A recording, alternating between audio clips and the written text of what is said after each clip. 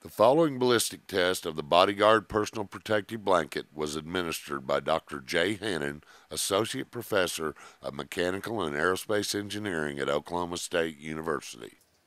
Hello, what we have here today is an indoor range that we've added some equipment to so that we could simulate what would be a standard National Institutes of Justice Level 3A test, or an NIJ Level 3A test.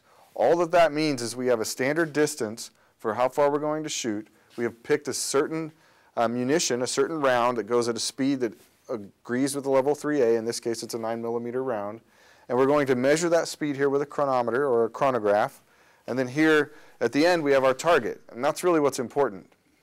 We will shoot here at distances that are within the standard, a certain distance apart, in order. And what's exciting about that is behind this, with this particular standard, we measure what's called the back face signature, or the deformation or trauma that's felt by the body in a ballistic clay.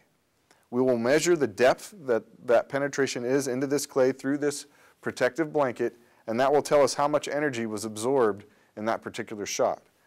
What we'll do next is we actually have two materials here. It looks like one, but we have one material here which is a special armor material plus a ballistic gel, and then we also have that armor material on this side without the ballistic gel. When we measure the energy absorbed by both of those, we can subtract the difference and find out the role that gel plays. But either way, we won't have a penetration because we know that already from previous testing that this will stop any NIJ Level 3A threat. This is a Federal 115 grain full metal jacket, 9mm round. We're going to do our first shot. Here you can see the deformation into the clay. There was not a penetration. This is just a bending that happens at the back of the armor, and we can measure that depth just using a simple caliper to measure that depth. What we're looking for is the depth to be less than 44 millimeters. These first two here are 17 and 19 millimeters. And now we're going to do a third shot there on that number 2, and that was only 13 millimeters. So you can see there's very little deformation according to the standard from this type of shot. The 38 Super is similar to 357 Magnum, and in that case we saw, again, good deformation measuring around 15 millimeters. It was about 16 without the gel, so again, very similar.